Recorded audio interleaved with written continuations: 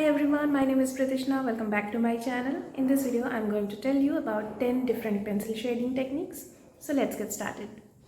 Okay, so for all of the techniques that you are going to learn today or just going to refresh your knowledge, you will need paper. You can use any kind of paper. If you have a drawing book, just use that. If you have a sketchbook of any size, you can use that. This one is an A5 size sketchbook that I have been using, and you will need some pencils like a graphite one. This one is a 3B, this one is a 2B, or if you have charcoal pencils, you can use them. For beginners, I would suggest you just use the graphite ones. I'm going to demonstrate all the techniques using this graphite pencil. Also, for a few of the techniques, I will use a makeup brush like this, or you can use a Q-tip like this one for blending. Let's move on to the first technique. The first one is called hatching. Now, how to do it? You just use straight lines. The lines have to be parallel and they should not cross over each other. Okay? So how to do this? Let me show you. This is the first technique. This is hatching. Okay, as I said, you just have to use parallel lines like this.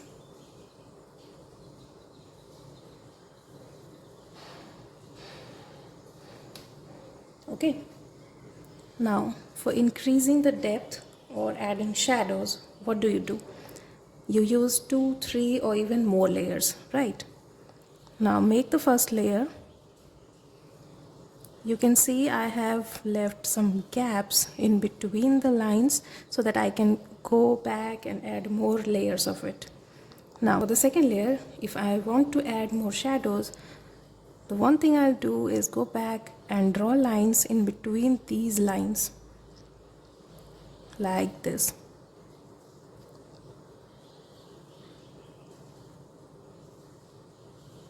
Okay, now if further I need to add more shadow, just go back and add more lines.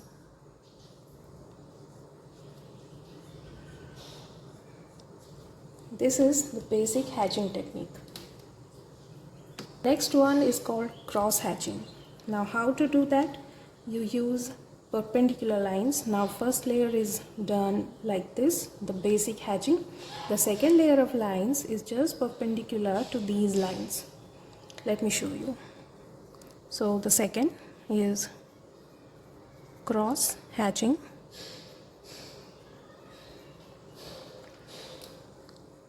Now first layer, just draw lines like this. Now make some perpendicular lines to these lines.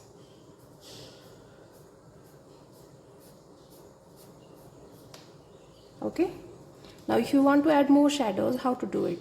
Now make the first layer with some gaps in it, then the cross lines. Now if you want to add more shadows, just like we did in hatching, we just go back and add more lines. Now if my shadow is restricted to this particular area, I will just cross hatch this area only, not the entire. Now you can see if a light source is from this direction, this part has light shadows and this part has darker shadows. Okay, now this is how to do cross hatching. Now the third one is called scribbling. This technique, what we do is just make random lines. They don't have to be perfect. No particular shape is used, just random lines crossing over each other, overlapping each other. Okay, now if you have shadows in some parts of it, you just go back and add more of this like this. Okay, now what I'm doing is making lines like this. They are just barely touching each other or overlapping each other. If the part of the object has light shadows, I will make the lines with more gaps or more distance. and if I have to add more shadows in some portion of it, I will just go back and add more lines there. It's just a single line basically, not exactly lines. Okay, so this is how to do it. Now the fourth technique is called stippling. Okay, now this technique takes a lot of time, so you have to be patient and just keep going so that you can complete your drawing. Now what you do is use dots like this. Okay, I don't know if this is clearly visible to you or not, but I'm just making small dots using this same 3B pencil.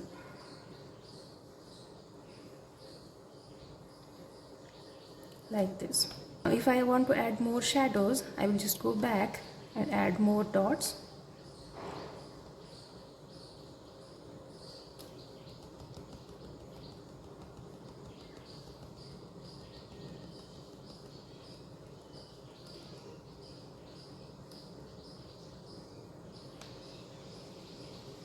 Now try to make dots, not like, not like this, just dots.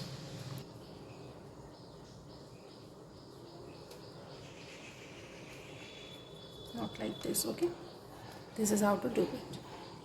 Now the fifth technique.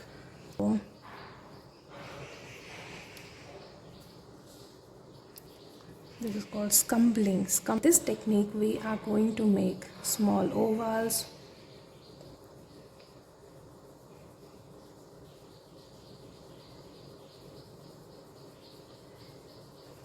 You can actually use either ovals or just circles.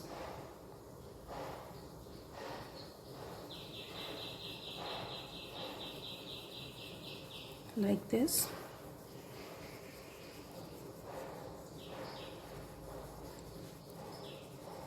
If you are drawing curly hair or beard, this is going to help you a lot. Now if I want to add more shadows, I'll just go back and repeat the process like this. Moving on to the sixth technique. The sixth one is called tonal.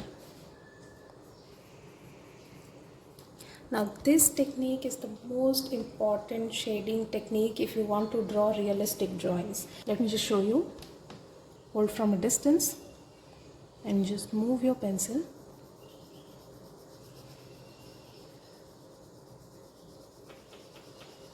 Like this.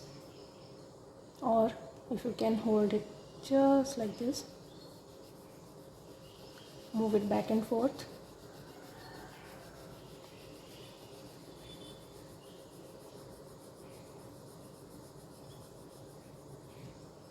Now if I want to add more shadows, I'll just go back and repeat the process like this. We don't use any kind of blending tools for this technique. If we want to use any kind of blending tools and make it smooth, there is another name for that technique. It's called smudging. Alright, now I'm going to repeat what I did here, like this tonal, and then I will blend it using one of these blending tools. So let me just do it.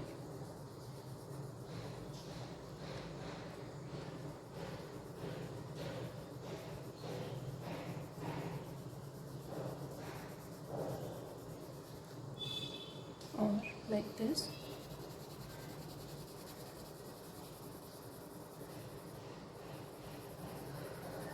Use this painting brush to blend it.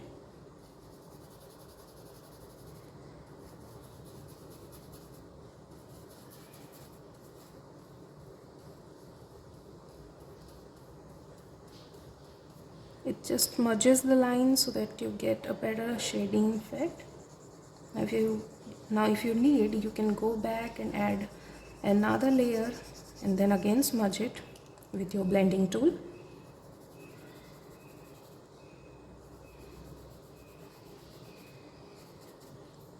Now if we use a Q-tip, you can also smudge it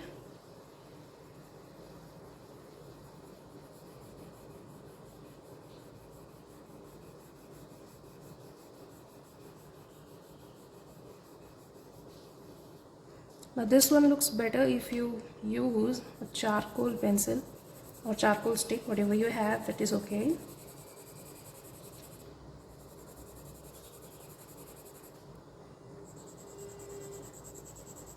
Let me just do 2 layers of this.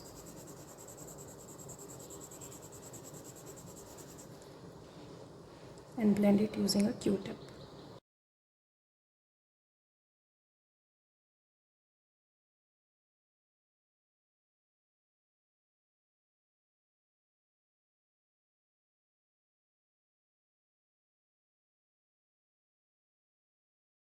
The next technique is called contouring.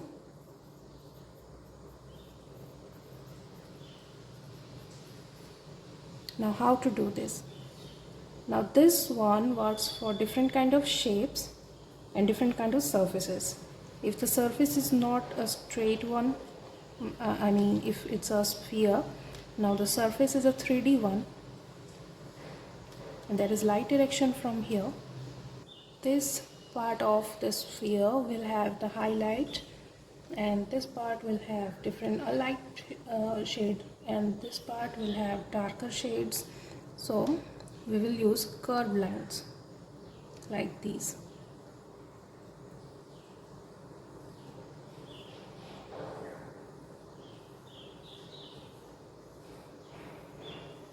Now again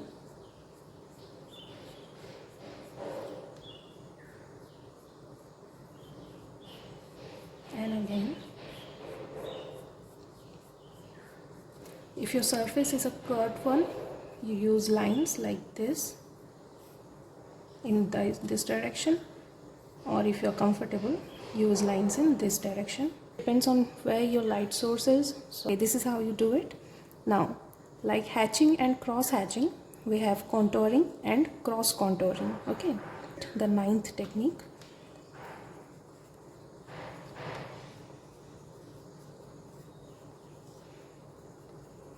Cross contouring. Now instead of these straight lines, we use these curved lines. Show you. So if this is the first layer, then we go back and add another layer like this, and if we need, we can go back and add another layer like this. If this is your subject and this is your first layer, then your second layer will be like this, another layer like this. If you need more, just go back and add more layers. Here is the light source. Okay, and this is how you do cross contouring. The final technique is called rendering.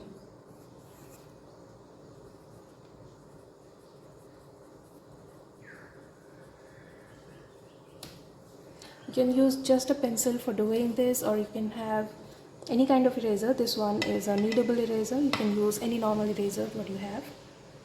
Okay, so let's see if our surface is again like this one. Just making a rough one, and I'll do the shading like we did for the tonal. I'll do the shading part like we did for the tonal one, and if from here is the light source, here we will have the shadow. Now I will go back and add more shadows. You can either leave some white space here for the final highlight, or you can use an eraser like this. This is a kneadable eraser. I have these kind of tips on it, so I can use it easily. So I'll just go back, use one of the tips to lift some of the graphite from here like this. Is just a rough diagram, nothing more than that. This one is just for practice and for demonstrating you guys. If you do it on a bigger surface, it will be like this. Okay, you can just Now rendering really helps you define the surface, define the edges mostly.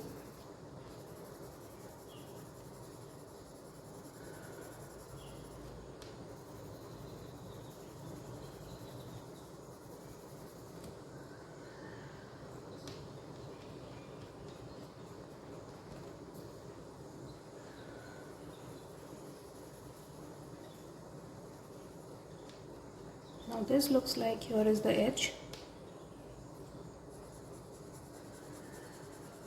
This side is in the shadow part. And this one is receiving more light, okay? So these are all the 10 pencil shading techniques I wanted to tell you about and show it to you. Now you have to practice it again and again until you get them perfect.